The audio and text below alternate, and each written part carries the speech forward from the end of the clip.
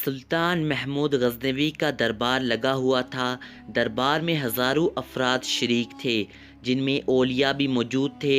سلطان محمود نے سب کو مخاطب کر کے کہا، کوئی شخص مجھے حضرت خضر علیہ السلام کی زیارت کرا سکتا ہے؟ سب خاموش رہے۔ دربار میں بیٹھا ایک غریب دیہاتی کھڑا ہوا اور کہا، میں زیارت کرا سکتا ہوں۔ سلطان نے شرائط پوچھی تو عرض کرنے لگا، 6 ماہ دریا کے کنارے چلہ کاٹنا ہوگا، لیکن میں ایک غریب آدمی ہوں، میرے گھر کا خرچہ آپ کو اٹھانا ہوگا۔ سلطان نے شرط منظور کر لی۔ اس شخص کو چلے کے لیے بھیج دیا گیا اور گھر کا خرچہ بادشاہ کے ذمہ ہو گیا۔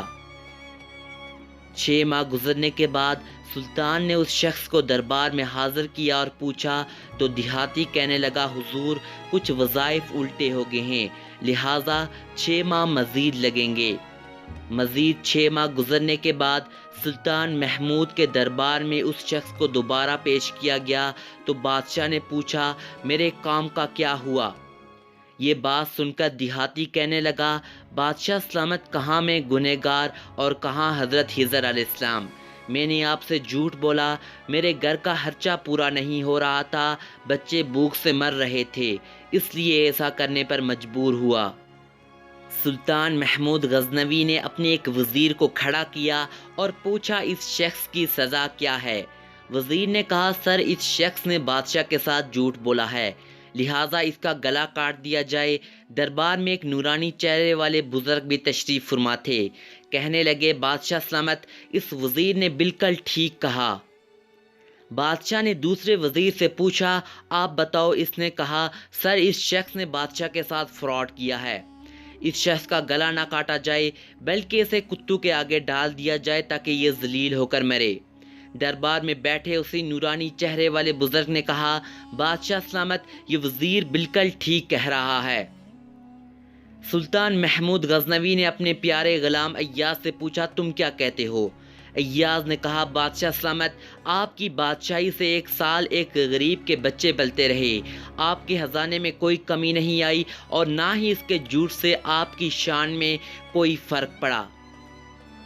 اگر میری بات مانے تو اسے معاف کر دیں، اگر اسے قتل کر دیا تو اس کے بچے بھوک سے مر جائیں گے۔ ایاز کی یہ بات سن کر محفل میں بیٹھا وہی نورانی چہرے والے بابا کہنے لگے، ایاز بالکل ٹھیک کہہ رہا ہے۔ سلطان محمود غزنوی نے اس بابا جی کو بلایا اور پوچھا، آپ نے ہر وزیر کے فیصلے کو درست کہا، اس کی وجہ مجھے سمجھائی جائے۔ بابا جی کہنے لگے، بادشاہ سلامت، پہلے نمبر پر جس وزیر نے کہا اس کا گلا کاٹ دیا جائے، وہ قوم کا قصائی ہے اور قصائی کا کام ہے گلا کاٹنا۔ اس نے اپنا خاندانی رنگ دکھایا، غلطی اس کی نہیں آپ کی ہے، آپ نے ایک قصائی کو وزیر بنا لیا۔ دوسرا جس نے کہا اسے کتوں کے آگے ڈالا جائے، اس وزیر کا والد بادشاہوں کے کتے نہلایا کرتا تھا، کتوں سے شکار کھیلتا تھا، اس کا کام ہی کتوں کا شکار ہے، تو اس نے اپنا خاندانی تعارف کرایا۔ آپ کی غلطی ہے، ایسے شخص کو وزارت دی، جہاں ایسے لوگ وزیر ہوں وہاں لوگوں نے بھوک سے ہی مرنا ہے۔ اور تیسرا ایاز نے جو فیصلہ کیا تو سلطان محمود سنو، ایاز سید زادہ ہے۔ سید کی شان یہ ہے کہ سید اپنا سارا خاندان کربلا میں ذبح کرا دیتا ہے مگر بدلہ کبھی نہیں لیتا۔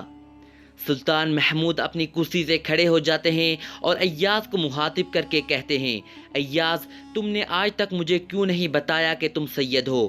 ایاز کہتا ہے، آج تک کسی کو اس بات کا علم نہ تھا کہ ایاز سید ہے، لیکن آج بابا جی نے میرا راز کھول دیا۔ میں بھی ایک راز کھول دیتا ہوں، اے بادشاہ سلامت، یہ بابا کوئی عام ہستی نہیں، یہی خضر علیہ السلام ہیں۔